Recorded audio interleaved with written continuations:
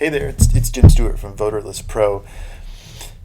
Interesting times we're seeing, but more than anything, exciting times for people like us who see clearly the opportunities in digital media, communicating with voters via the old internets and text messages. Everybody's here sequestered at home, consuming more media than they ever have. I wanted to walk you through a quick deck, or maybe it's not so quick, but the things that I'm seeing. Here it is, Jim Stewart, digital campaign strategist. I've run digital for a couple hundred political campaigns. I own a California statewide voter database that has allowed me to do things much more economically, faster, a whole lot better than you're seeing in the industry. I work from Riverside, California, on the phone, on video, like you're seeing here. So, digital campaign strategist. Let me move right into the presentation here. Yeah. So I'm not a public health official. I'm not a government official, though I have served previously on Riverside Municipal Airport, eight years. But please refer to others for medical or public health information. I'm not a doctor, so please don't take medical advice from me. Are you kidding? Really? What we are here to talk about are some what ifs, to explore concerns of campaigns. We in California particularly, we had a March primary, and now what? Then moving on into the general, people don't know. Should we start now? Should we start later? What should we do? I can help you see what I'm seeing out in internet land and what to do, what to avoid. Which of these concerns are valid and which are not valid? People, I'm hearing like, we're just going to put everything on hold. We're just going to wait and see. Is that valid? We'll get into that. I want to take a look at the lay of the land. What were ad campaigns that I'm sort of seeing right now?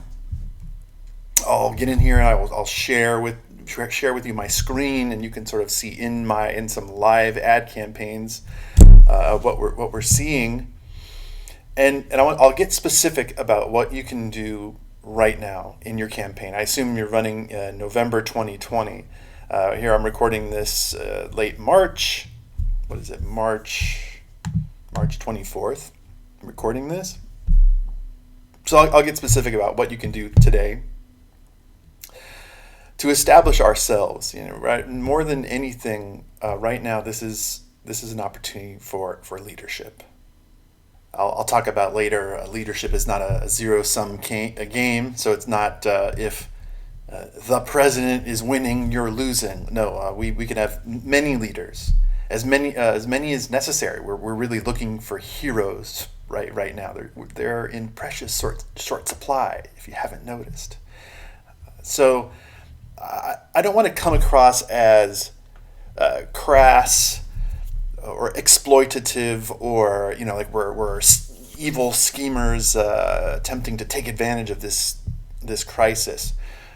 So we'll want to avoid that kind of schemery or shenanigan. But this is a once in a lifetime. People have never been sequestered before at home watching the internet at all times. So I do believe this to be a unique opportunity, and this what I will share with you, the screenshots and ad campaigns, I think bear that out.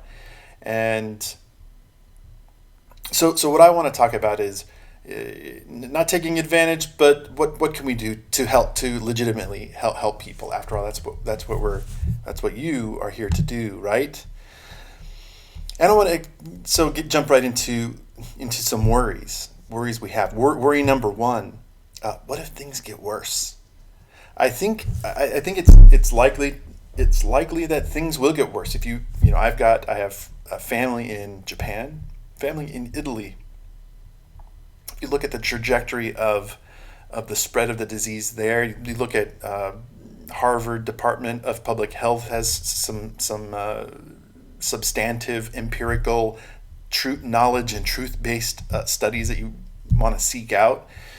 You have to consider why do you think we would be any different from these other countries? And it's a lot. There's There's a lot of hope in there. So will things get worse? I think they probably will, but not how you think. I think California has issued, we're more or less avoiding groups of 10 or more. We're asked to stay at home. I think we're going to see a lot more of this, a lot more infections, a lot more deaths. We may maybe seeing a lot more staying at home, voluntary or involuntary. We also have a president who's asking us to let's just get this wrapped up by Easter to get our economy back and going again. So I personally think we're going to be seeing more of this again, voluntary at home and involuntary. Just have to kind of take it day by day and see. I will say I do think people in general are going to continue to be freaked out and panicked, and but it will stop eventually. How long will that take? Nobody knows. We'll just have to see. So that's worry number one. Worry number two is that the economy will continue to tank. If it does, it's going to be up to us, you, me, everywhere else to drive on down and fix it. And I think that's where, as leaders, this vacuum always exists. People with experience in industry, people who have actually done things, which I presume you have. It's going to be up to us to fix things, to tell people, to reassure them. Money will not stop. Cash did not suddenly disappear from the face of the earth. Now, it may change. It used to go more to Group A, and now it'll go to Group B, but money will continue. The economy will continue. Things will get better. So worry number two is, for me, it's more like helping people understand. Today, I see here I've written things like tourism. If you're in the tourism business, it can be a bit of a problem for a while. Personally, I love to travel and do so as often as I can. We've got tickets to the Olympics, hotel reservations, sport Olympic events booked. That's all done for now. We saw today the IOC. I think they announced the Olympics are postponed, maybe next year. But I've got family in Italy. We're not traveling for the foreseeable future. So yes, the travel business, that's one that's going to take a hit. I think things like high-end fashion, where hot couture, where ladies go down and visit, and they're attended to. Things are busy. They're attended to. That's going to be a difficult business. High-end dining. We love to go and have a fancy dinner. People aren't. These people will have to readjust. Gyms, things like that, are going to see some trouble. But in terms of leadership, what you're providing, that is in great demand. And again, I want to point. I say it's not a zero-sum game. We can have more than one leader. We can have as many as possible in California, or in our electoral districts, city council, school board, county, water districts, vector control. Supervisor, many districts, many leaders, and the more, as far as I'm concerned, the more the better.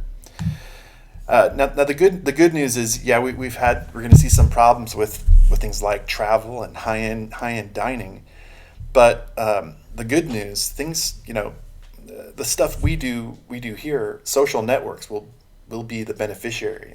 You have to think, how's in terms of your behavior. You spend a little bit more time on social media lately than you're used to. Everybody is.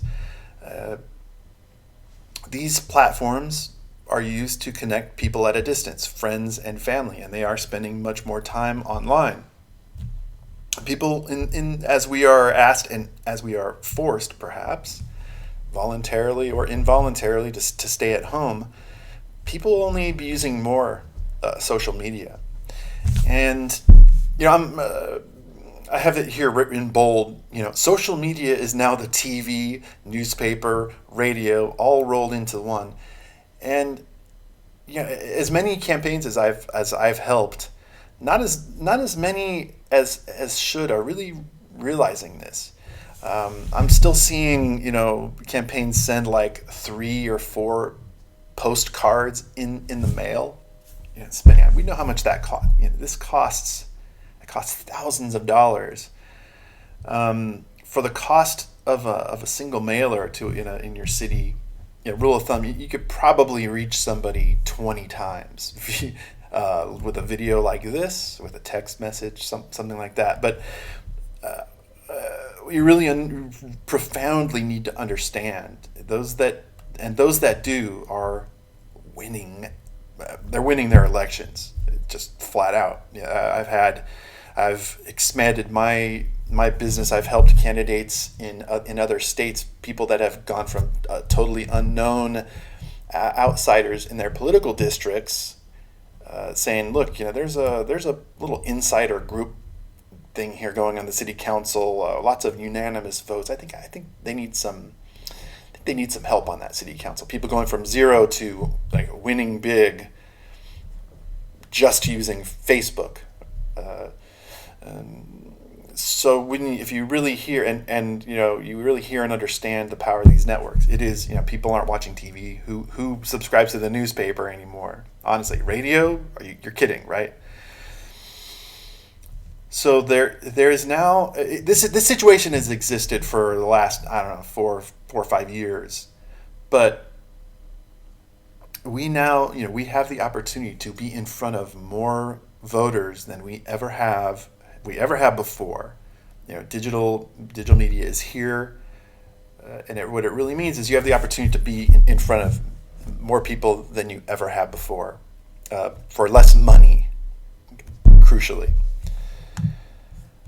A bit more news. It's not really news. The spread of COVID-19 will increase digital media consumption. The more people are at home, the more they'll be online. It's very simple. The more they're at home, the more content they'll be consuming. They're starving for interesting content. They're starving for leadership. But think about it. We live in the age, and people don't know of in case you don't know of content. Providers like Netflix. Netflix now, they have how many million subscribers. They're just producing content to keep those subscribers. And those who can develop and produce and push out content and have that content consumed, people will be at home for a while. It means we simply have the opportunity to be in front of them. It may be the single biggest opportunity to be in front of people in our lifetimes. We've had the internet for since 1995, we're talking about more than 20 years.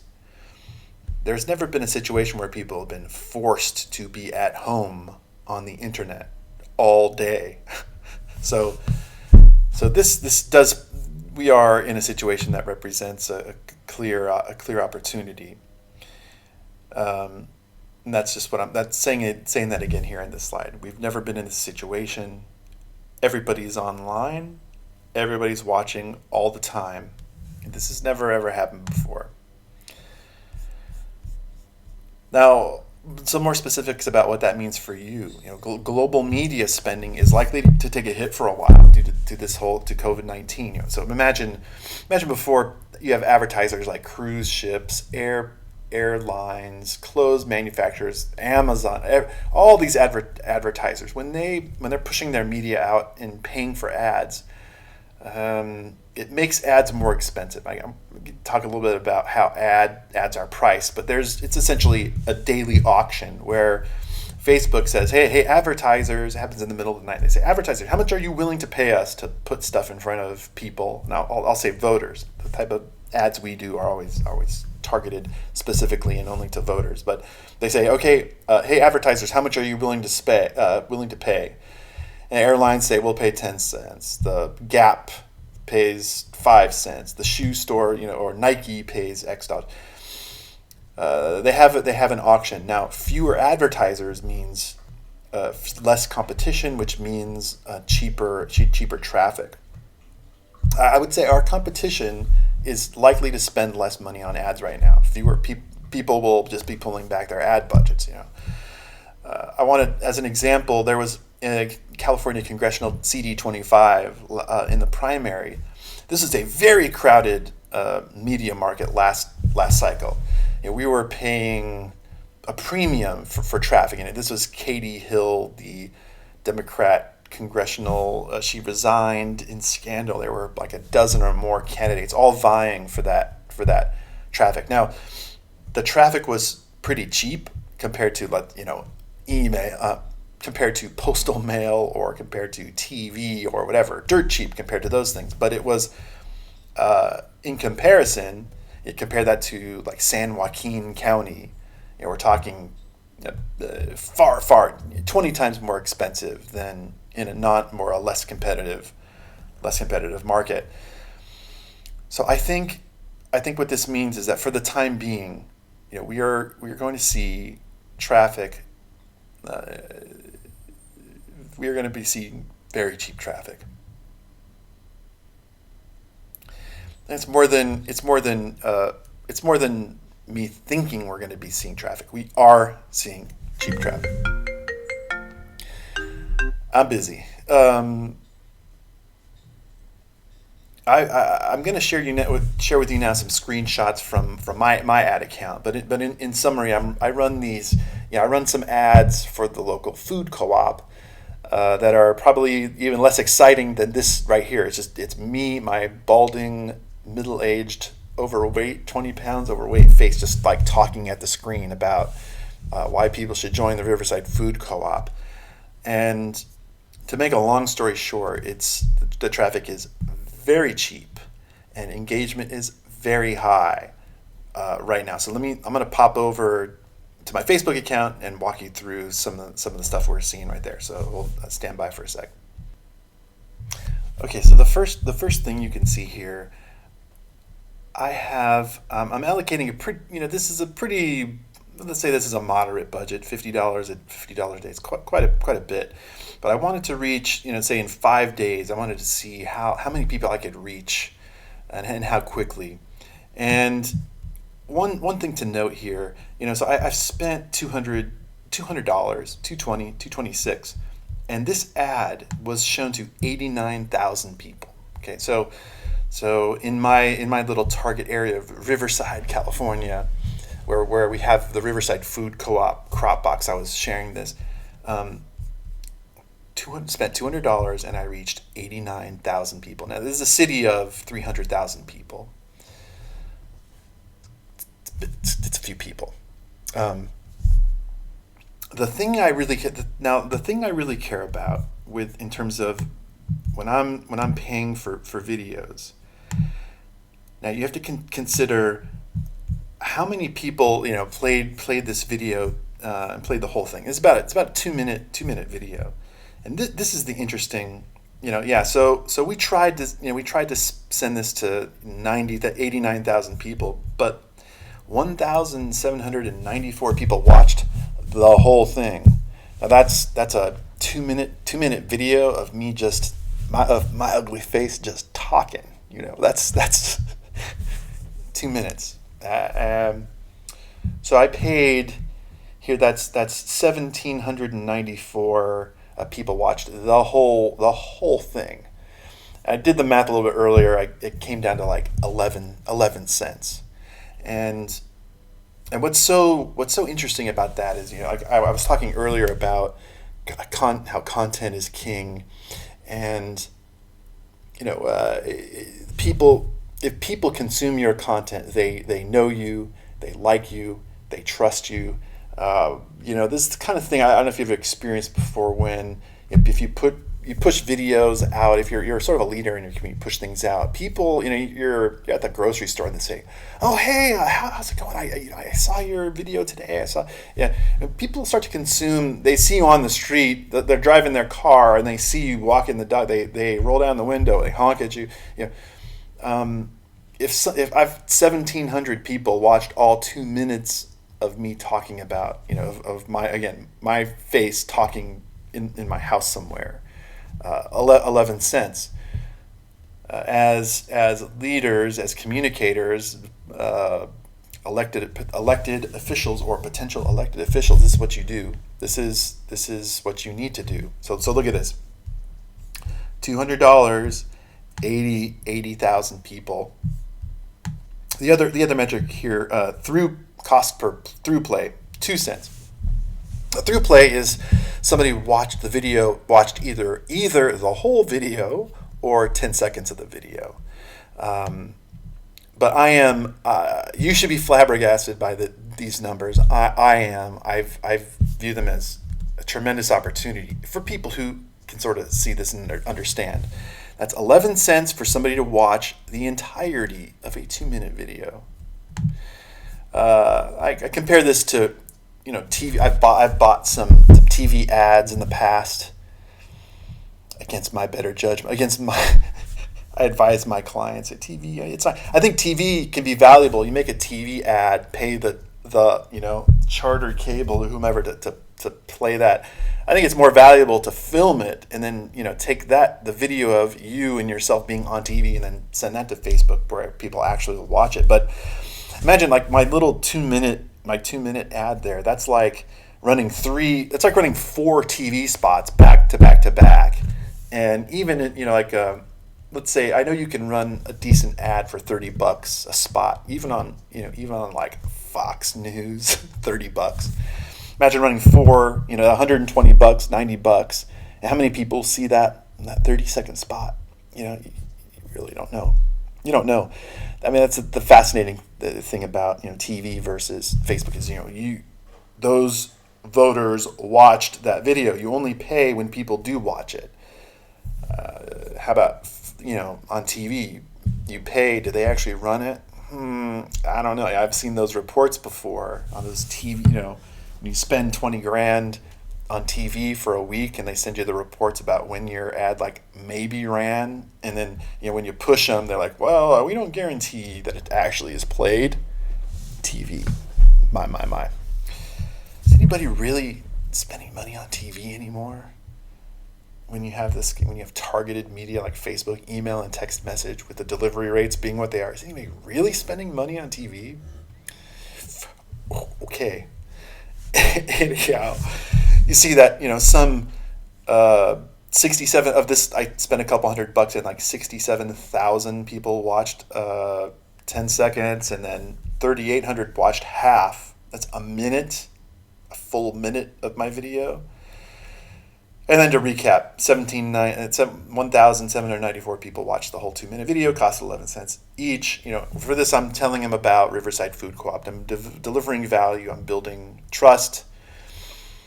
And I hope you're all seeing this clearly. The most important part about this is that 1,794 people, you could target just them again and then send them another video, right? So the people that watched all 2 minutes, I can send them another thing.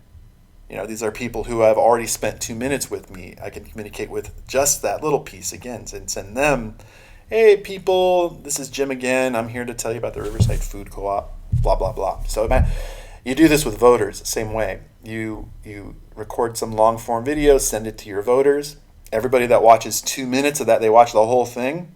Well, then send just them a video saying, hey, why don't you sign up? Why don't you come to a virtual town hall? Why don't you donate? Why don't you all these things? That's the basic strategy. That's how all this stuff works. Now, I promised earlier I'd tell you a little bit about exactly what to do, and here's what it is. Whatever you do, do not be quiet. Don't do nothing. Okay, you need to, at this very moment, you double down on outreach. Double down on exposure, double down on communications. They're waiting to hear from you. They're waiting to hear from leaders, people who communicate are leaders. Organize something. Don't send the typical COVID-19. I go to my inbox here and let's see here. COVID. Look at this. Don't send. Look at this. An update for in the midst of a crisis, COVID-19. The last thing you want to do is send that typical COVID-19 update that says, we're working with our county partners. The city and county and state and federal, we're all working together. People understand what that really means, which is nothing. Okay, so don't do that. Do be in front of your voters. Do understand that consumption is winning. when people consume your videos, when they are watching what you're doing, that's when you're winning. That's when you're gaining trust. When they know you, like you, and trust you, that's when you're doing your job. So exactly what to do is be in front of as many people as you possibly can right now with inspirational matter. I'm gonna get into that. I get some ideas about what you can do, what sort of content you can send people. But just know they're going to be stuck at home for a long time, and this is the biggest opportunity on the internet that we've seen on this whole interweb thing. Exactly what to do, part 2, lead. Be a leader. Step up. Tell people that they're at home, they're worried. And this whole leadership thing, later on I've got a little leadership framework, a 3-step thing about how to be a leader, but some things that they're at home, people are at home, they're worried, schools are out, their kids are driving them crazy, they don't know what to do. So here's getting into that leadership framework. I'm gonna give you the exact steps to follow. 3 steps. Step 1: address their concerns. Say, hey voters, hi voters. I know you're at home. I know you're worried. I know you have parents, loved ones that maybe are immunocompromised or receiving cancer treatment. I'm worried too. I'm with you. You're not alone. Tell them. I know you're frustrated. I know you want honest updates from your leaders when you don't always get honest updates from leaders these days, do you? So address those concerns. Address those frustrations. Say, I'm frustrated too. Step 2: give them helpful information. This can come. Give them helpful information or entertainment or inspiration or leadership. I've seen a couple of congressmen cooking, and some people I think that's frivolous, but no. I think these are the smart ones. They're showing people how to make a smooth hummus, how to make eggplant parmesan. I've added this step, and here's what I'm doing. They're engaging their voters. I think that's smart. That's smart leadership. They're not they're not slam dunking on 45. They're not slam dunking on the school districts. They're not complaining. They're not right. They're doing something positive. I'm seeing lots of people play musical instruments. I think that's brilliant, inspiring. So step 1: address people's worries. Yes, I know you're worried. I know you're concerned. I know you're afraid. Step 2: give some helpful information. Step 3: tell them what to do next. Okay, that's your 3-part formula. Empathize with people, give them something useful, and tell them what to do next. I think I've got some examples here that I've prepared. Here's example 1. So many of our friends and neighbors, we are all at home. We're uncertain about work. I know your relationships are strained. I know you're anxious. I know you're stressed out. But you're not alone. Let me share with you something that I've done with my family. We're gonna, we put everybody to work here, Tom Sawyer style, to bake a pie. I'm gonna have Sammy peeling the apples. I'm gonna have Frankie coring them, and I'm gonna have my partner in crime here make the crust. We're all organizing ourselves to do something productive, all here at home.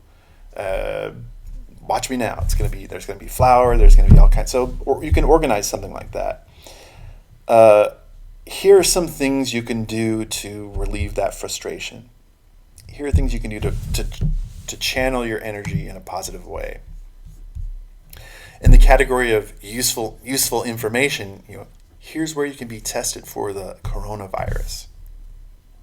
Here's where you can be tested. Here's where you can get medical care. This is going to be different based on every community and rapidly changing. Here's what you can do to help with the economic upheaval that has been thrust upon us. Talk to your friends and business owners who's hiring. I know in my work my local work here in Riverside, there are opportunities. Be the connector. Connect people to those opportunities. Let them know that changes to the healthcare system, here are some longer term things, opportunities, maybe political, but let them know that changes to our healthcare system are inevitable in light of current shortages and in light of just a total absence of a public healthcare system. Let them know that turning to government, your government is not a monster to be destroyed, but something that can be helpful. And you point to successes like Riverside School District yesterday delivered 10,000 breakfasts and lunches to students in the district. I mean, and a Herculean and very successful effort. Thank you very much to all the leaders on the Riverside RUSD School Board making this happen. Government is not something to be abolished or drown in a bathtub, but it's something that we can, of course, make better. Of course, we can make it better. So step up as a leader and do some of that good work. Offer inspiration, encouragement, empathy, and maybe a little compassion. I think these are all things that we need right now. We need to see more heroes like the people at Riverside Food Co-op who are organizing a crop box delivery. We need more heroes, and now it's time to be one. So step up, get out there, do something, and let people know about it. A couple of campaigns that you can consider running. People are going to be bored. They're going to be isolated. So get them together. Host a Zoom call for your club community. Host a webinar. Host a group chat. Help people find one another. Help people communicate. That's what leaders do. If you have other friends in the community, know other leaders, you can host like a virtual summit. So we're bringing together all of the most experienced people in public health in our county. I'm bringing in a research scientist from the local university, a doctor that's heading up the delivery of healthcare efforts, and somebody from a hero from the military who's set up a pest tent in the logo. Bring people together. Host a virtual summit. It's a great opportunity. You can throw down the gauntlet and do a 21-day challenge. So for the next 21 days, I'm not drinking any alcohol. Join me in that challenge and see how that goes for you. But you get the point. You can do a 21-day fitness challenge or cooking. For the next 21 days, I will only eat foods that I prepare, healthy foods that I prepare, that my entire family prepares all together. You get the point. Bring people together, provide inspiration. In the coming days, they will consume massive amounts of content. They're at home on the internet. They will be at home. They will consume content. Let it be yours. Let it be your content that they consume. The fact of the matter is you and I communicate via the internet. Our voters are stuck at home. They're going to consume somebody's content. So you must do that. One thing you can do next. What I do, I organize and help campaigns execute this kind of a thing for a living. I'm pretty good at it. Everybody's situation is going to be a little bit different. The message they need to send, how much it will cost, the technology, the platform, the messaging, the kinds of videos I produce. I produce video content for candidates, campaigns, ballot measures. So what you can do next, if you want to book a call with me, you can certainly do that. It's right here. There's going to be a link right above this or below it or beside it. You can click it. You can respond to the email or the ad. And let's get together for a 30-minute strategy session. Tell me about your race, who you're running against, what you plan, what you can do for your district, and no obligation. Let's hop on the phone, talk about it. I get paid to run ads like this, and I do it in the most efficient, optimized, and low cost manner out there. Most of my clients are, why is this so cheap, Jim? My Sacramento consultant tells me this is going to be $1 million. I say, well, I don't know what to say, but do call me, and I'd be happy to talk to you about your campaign and what you can do. So you go, it's jimstewartcall.com. Go there, it'll ask for your name, phone number. I'll have a link available so you can probably even book some of my time and automatically schedule the call. So be safe out there. Thanks for watching. I know you see this situation as seriously as I do, and also it's quite an opportunity. So let's talk about it. And thanks for watching. Jim Stewart, voterlistpro.com. Till next time. Talk to you then.